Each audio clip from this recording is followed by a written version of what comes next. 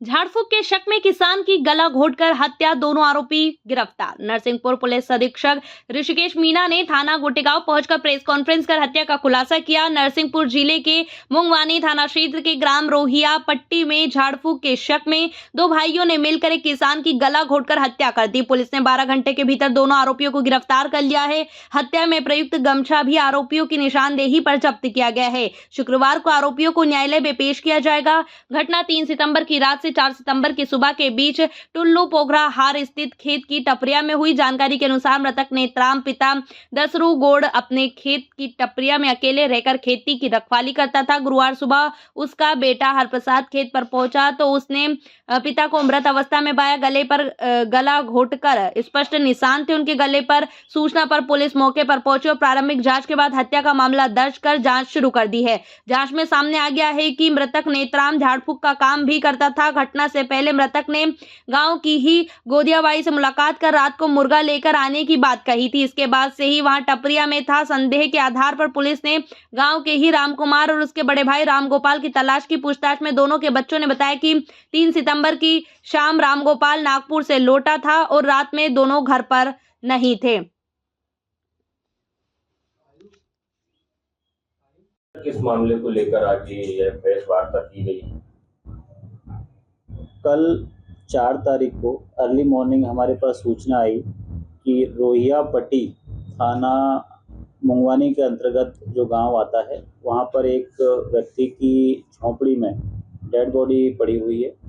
तत्काल हमारे जो एसडीओपी गोटेगांव है मनीष जी, ये अपनी टीम के साथ में वहां पहुंचे।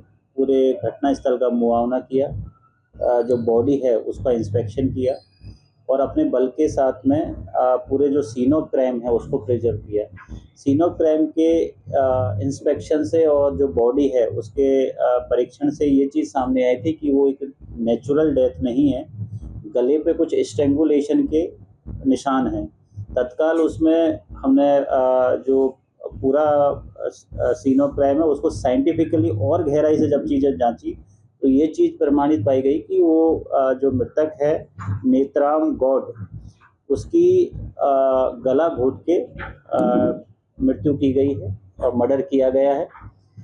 जो जिस तरीके का इसमें घटनाक्रम सामने आ रहा था तो कोई अज्ञात में ये हमने एक पूरी जो मर्डर है वो अज्ञात में था। कोई आरोपी कौन है उसका हमें मालूम नहीं था। इसमें तत्काल 3 टीम गठित की गई और पिछले 24 घंटे का जो मृतक है उसके 24 घंटे के पूरे कार्यकलापों को जब हमने अवलोकन किया गया तो उसमें ये चीज़ सामने आई कि नेत्राम गौड़ जो मृतक है कल शाम को रामकुमार पिता हीरालाल गौड़ के साथ में देखा गया था।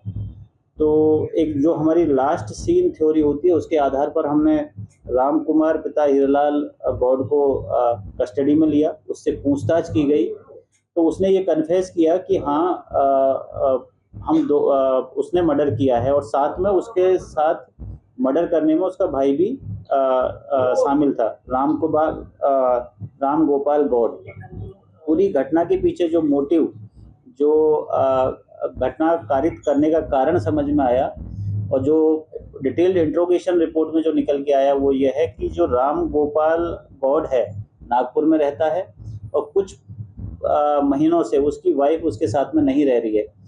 रामगोपाल जो नागपुर में रहता है अभी, उसका कहना मानना था कि नेत्राम जो कि झाड़फूंक का काम भी करता है, उसके झाड़फूंक की वजह से उसकी पत्नी उसको छोड़ के गई है। टोना टोटका करने की वजह से उसकी पत्नी उसको छोड़ के गई है और इसी वजह से वो एक झाड़फूंक या टोना टोटके का बहाना बनाकर नेत्राम से शाम में 3 तारीख की इवनिंग में दोनों भाई मिले हैं।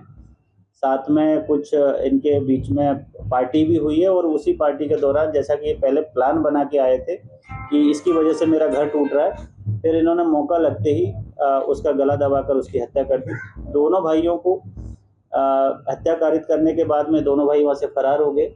जो हमारे एसडीओपी गोटेगांव हैं उनके नेतृत्व में दोनों ही टीमों ने अच्छी मेहनत करते हुए विदिन 12 आवर्स 12 घंटे के भीतर दोनों भाइयों को हमने अलग अलग जगह से गिरफ्तार कर लिया है और उन्होंने ये चीज़ कन्फेस करी है कि हाँ उन्होंने ही गला दबाकर नेत्राम की हत्या की थी।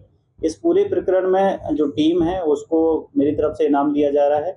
और चूंकि टोने टोटके की शंका को लेके सारी चीज़ें हुई हैं, ये घटनाक्रम कारित हुआ, एक आदमी की जान चली गई, तो आप लोगों के माध्यम से भी मैं आम जनता को, पूरे नरसिंहपुर की जनता को, गोटेगांव की जनता को, मुगवानी के आसपास की जनता को, सभी को ये आग्रह करना चाहता हूँ कि इस तरीके की चीज़ों में विश्वास नहीं करें और किसी भी प्रकार के इस तरीके के जो अंधविश्वास हैं उनमें उसको मान के या उसके चलते किसी भी प्रकार का अपराध ना करें और ना ही विश्वास करें।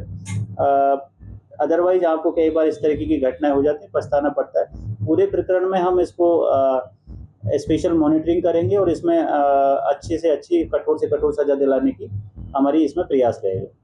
सर एक और सवाल, अभी शासकीय गोटेगांव अस्पताल में कुछ नर्सिंग होम ऑफिसर के एक प्रकरण हमारे संज्ञान में आया है कि जो शासकीय अस्पताल है वहाँ पे एक मेल नर्स हैं, कोई एक फीमेल अपना किसी प्रॉब्लम को लेके वहाँ पे मेडिकल चेकअप करवाने गई थी। उसी के चलते नियम ये कहता है कि जब कोई महिला इस तरीके से पेशेंट जाती है तो महिला डॉक्टर या फिर उपस्थित महिला फीमेल